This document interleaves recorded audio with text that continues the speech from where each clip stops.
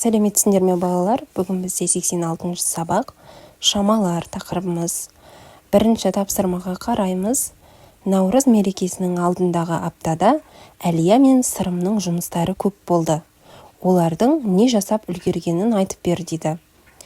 Енді астындағы суреттерге назар аударайық балалар. Ең бірінші дүйсенбі күні сағат 8-де балалар киімдерін дайындаған екен мерекеге. Сейсенбі күні 9-да би билеп үйренген екен. Сәрсенбі күні сағат 10-да 10:00-де ән айтып үйренген екен. Бейсенбі күні балалар сурет салып үйренген екен. Одан кейін жұма күні балалар домбыра тартып үйренген екен. Сенбі күні билерін билеген екен. Жексенбі күні наурыз мейрамын тойлаған екен. Келесі балалар бізде номері 2-ші есеп. Есепті шығар дейді.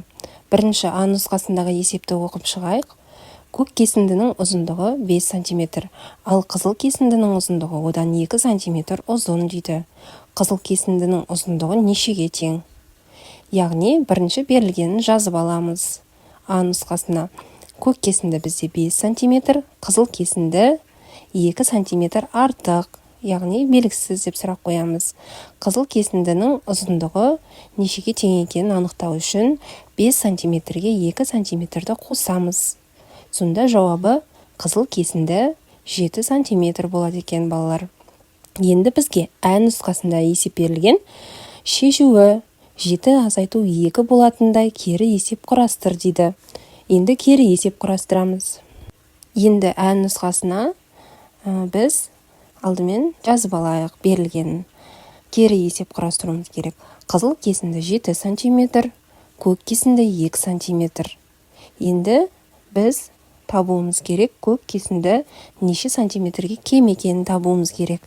Яғни 7 см-ден 2 см-ді азайтамыз. Сонда жауабы көк кесінді 5 см-ге тең болады екен балалар. Келесі балалар бізде номері 3-ші есеп.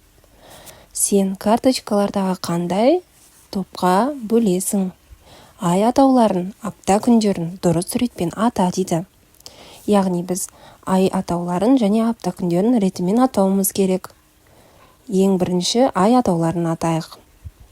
Яғни қаңтар, ақпан, наурыз, сәуір, мамыр, маусым, шілде, тамыз, қыркүйек, қазан, қараша болады екен. Және желтоқсан. Аяқталатын айымыз желтоқсан. Енді келесі апта күндерінің ретімен атайық. Апта күндері балалар бізде дүйсенбі, сейсенбі, сәрсенбі, бейсенбі, жұма, сенбі, жексенбі. Апта күндері бізде осылай ретімен аталады екен балалар. Есімізде сақтайық. Келесі бізде номері 4-ші есеп. Есепте дейді, жұптық жұмыс дейді. 60 килограмм азайту 20 килограмм. Тең болады 40 килограммға тең екен балалар. 20 килограмм қосамыз 60 килограмм, 80 килограмм болады екен. 10 килограмм қосу 80 килограмм тең 90 килограмм.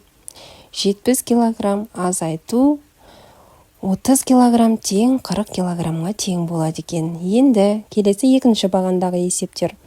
90 литрден 10 литрді азайтсақ 80 литр болады екен. 10 литрге қосамыз 90 литрді 100 литр. 30 литрге қосамыз 50 литрді тең 80 литр. 80 литрдан 20 литрді азайтсақ 60-ға тең болады екен. Келесі үшінші бағанда 80 см азайтамыз 10 см-ді. 70 см болады екен. 50 см-ден 30 см-ді азайтсақ 20 см-ге тең екен. 40 см-ге 50 см-ді қоссақ 90 болады. 10 см қосамыз 70 см тең болады 80 см. Бізде келесі 5-ші есеп. Ең ауыр қай жеміс дейді. Бірінші суретте бізде балалар жеміс жүзім және ананас берілген. Яғни ананастың салмағы басым болып тұр. Сондықтан ең ауыр жеміс ананас екен. Екінші суретте бізде жүзім мен апельсин берілген. Яғни апельсинді жүзім басып тұр екен салмағымен. Бұл жерде жеңіл жеміс, ол бізде апельсин болып есептеледі екен.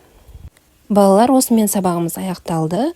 Менің арнама тіркеліп, қоңырауша белгісін басып қойыңдар. Күнделікті сабақтар шығып отырады. Сау болыңдар балалар.